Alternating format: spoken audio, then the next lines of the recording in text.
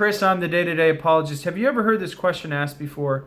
Isn't the Bible just made up of a bunch of fairy tales? It can't be trusted, right? Well, if you haven't had a chance, make sure you go to my part 1 because this is my part 2 answer to that question. Part 1 is in my Q&A playlist. You go in there, click it. There you go. You're all caught up by the time you get to this one. Now, I've broken up these videos into 2 sections, Old Testament, New Testament, 3 parts for each section. And if you haven't had a chance or you don't know, make sure you take some time to understand this. The Bible is not one book. It is actually, Old Testament-wise, 39 books. 66 books in all, so you can do the math on how many are in the New Testament. It has been written by at least 30 authors, and Old Testament-wise, it was written somewhere around 1400 to 1300 BC to about 430 BC, roughly. The Old Testament is not just stuff. It's got a lot, actually. It's got history, genealogy, poetry, worship songs, law, and prophecy. So in case you didn't know that stuff, you've just been educated. Congratulations. So let's talk about what part 2 is about. Historical artifacts. In particular, the Dead Sea Scrolls, which I hinted to at the end of part 1. Now, Chris, what is the Dead Sea Scrolls? Are they really important? What's going on with them? I've heard it mentioned before, but I don't know anything about it. Okay, well, the first off is the Dead Sea Scrolls were discovered in 1947. Now, up until this point, we didn't have a lot of manuscripts that I don't think we had really any that went into BC. We had a lot of AD manuscripts, and a lot of people that were against the Bible said, well, if we ever found older manuscripts, in particular written in the Old Testament times, we would see that the Old Testament is inaccurate. There's a lot of stuff that, has been copied that's just wrong.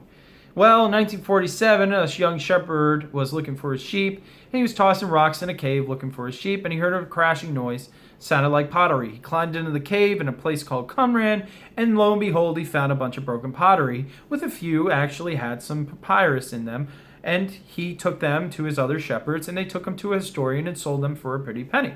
Now, the historian didn't think much about them until he started unrolling them, and ta-da! He discovered that this was Old Testament manuscripts that looked really, really old. So he, of course, informed his other historical friends in the area, and they gathered together and did some studying and research, and by 1949, they were back at that one cave discovering more caves. In fact, they discovered, I believe it's 11. You could correct me if I'm wrong.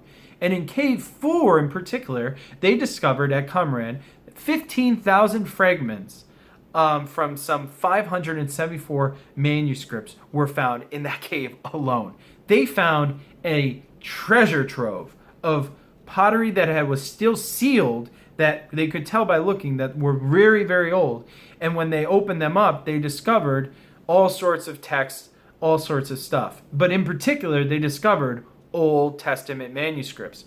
Over the time, the public wanted to find out what exactly the Dead Sea Scrolls were, so they did testing and they did research, which they were already doing. But they basically discovered that these few things. One, that most of it was written in Hebrew, 15% of it was written in Aramaic, which is important because that was the language Jesus spoke when he was doing his ministry. It was a common language in his time. They also discovered some Greek. And the scroll materials were made of, as I mentioned before, papyrus parchment, but they did discover that there was one that was actually engraved on copper. That's pretty cool. Now, as they were looking at it, they discovered that the Qumran scrolls are over 1,000 years older than previously identified biblical manuscripts. So the Dead Sea Scrolls were some really old stuff. In other words, they discovered BC manuscript of Old Testament stuff. In fact, they found parchments and even some full texts of every book in the Bible except for Esther. They didn't find anything about Esther. But they did find, as I mentioned, every other book of the Bible in the Old Testament. Now, the scrolls date range from 3rd century BC, which is about mid-Second Temple period. You can Google image them and see the breakdown if you just look at a map of the Old Testament historical breakdown, and you'll understand where that falls under. To the 1st century Common Area, or as we call it, AD, before the destruction of the Second Temple in 70 AD. Now, Chris, why were they in a cave?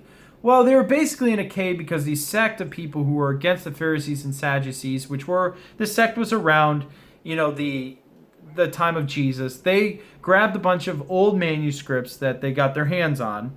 I don't know how they got their hands on them, but they did. And they got them out of wherever they got them from, and they went and hid them in a cave. And they did this in particular in around AD 70 when the Roman Empire had come to squash the Jewish revolt that had started in Jerusalem, which is also famously known for the temple being burned and destroyed for good.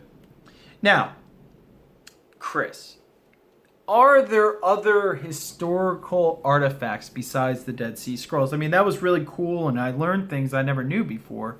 But are there anything else? Well, of course. There's historical artifacts that prove like people, like King Hezekiah and King Ahab were real kings that the Bible talks about. Battles like Shishak's invasion of Israel, which is mentioned also in the Old Testament. There are artifacts that talk about it. Locations like Sodom and Gomorrah, which this is a recent discovery, but they think they may have actually found the original location of where Sodom and Gomorrah was. And it looked like, if they did find the right place, that this place looked like destroyed by fire and brimstone, like the Bible talks about. And Jericho, they have found Jericho and have done studies about the walls and things like that, proving that Jericho was a real place. And let's not forget events like Israel and Judah being split into two. Artifacts were found talking about that. Or the flood narrative. There's multiple artifacts through different places in the world that actually talk about a flood narrative in an early world scenario. Not as a story, but as a historical event. Look it up if you don't believe me. I've done research on it before. So this stuff, which I will post certain websites you can go to and look up some of these artifacts, show that the Bible was real, and that it's really hard to say it's a fairy tale when you look at just all the historical accuracy and all the historical artifacts that support the accuracies. I mean, they go hand in hand. And so, of course, the Dead Sea Scrolls, which is important to mention in closing, they also support the scribes' accuracy of writing the manuscripts, which I talked about in the first video. So that's my video. I hope you enjoyed this. I hope you look into the other websites that I'll post links on. Make sure you hit the subscribe button, hit the little bell button as well. I post videos every Tuesday and Thursday. And hey, if you like this video, share it with somebody that you might think might benefit from it or has got questions like this. Like I said, I'm Chris, the Day-to-Day Apologist. I'll see you in part 3 when we talk about prophecy and whether it's accurate or not. Have a great day.